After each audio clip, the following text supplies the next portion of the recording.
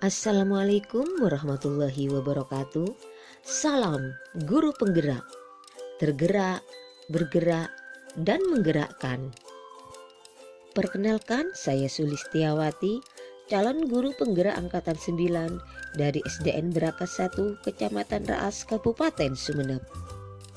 Akan memaparkan kesimpulan dan refleksi pemikiran Ki Hajar Dewantara pada modul 1.1, koneksi antar materi.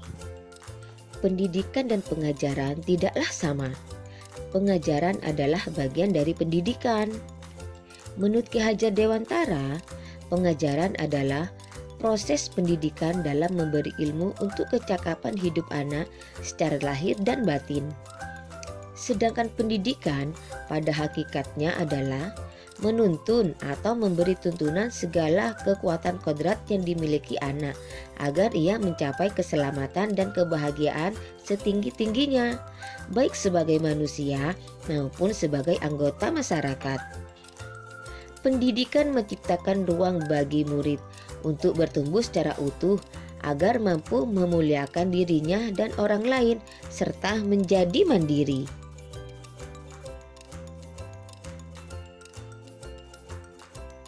Sebelum mempelajari modul 1.1 tentang pemikiran Ki Hajar Dewantara, pembelajaran yang saya lakukan hanya mentransfer materi pelajaran saja. Saya menganggap ketuntasan dalam penyampaian materi lebih penting daripada memahami karakteristik murid.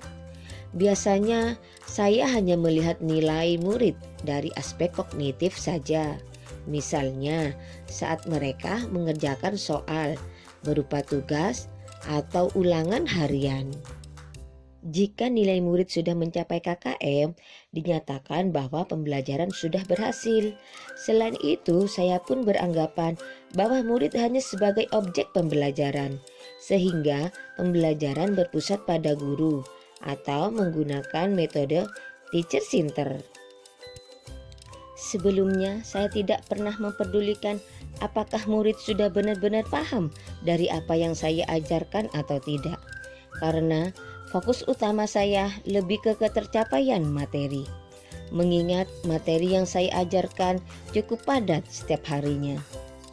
Saya pun hanya meminta murid untuk menghafal materi yang saya ajarkan tanpa memikirkan bagaimana cara agar materi tersebut dapat dipahami dengan sepenuhnya. Sehingga saya pun sering merasa gagal atau mengeluh jika banyak murid yang tidak tuntas setelah melakukan evaluasi.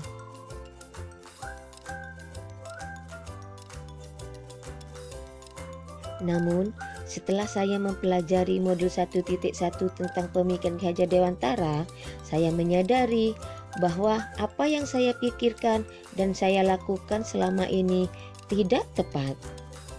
Seharusnya saya melakukan proses pembelajaran secara menyeluruh, bukan hanya aspek kognitif saja, namun juga afektif, psikomotor, spiritual, sosial, dan budaya.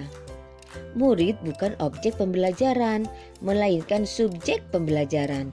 Artinya, murid memiliki kebebasan berekspresi, mengemukakan pendapat, dan berkreasi sesuai dengan metode atau model pembelajaran dan media yang tepat.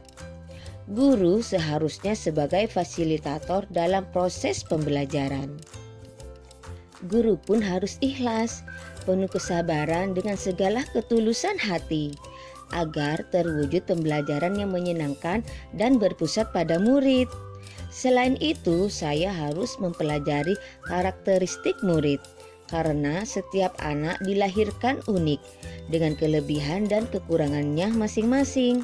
Saya harus menghargai setiap karakter murid, berikan kesempatan untuk mereka tumbuh sesuai dengan kodratnya.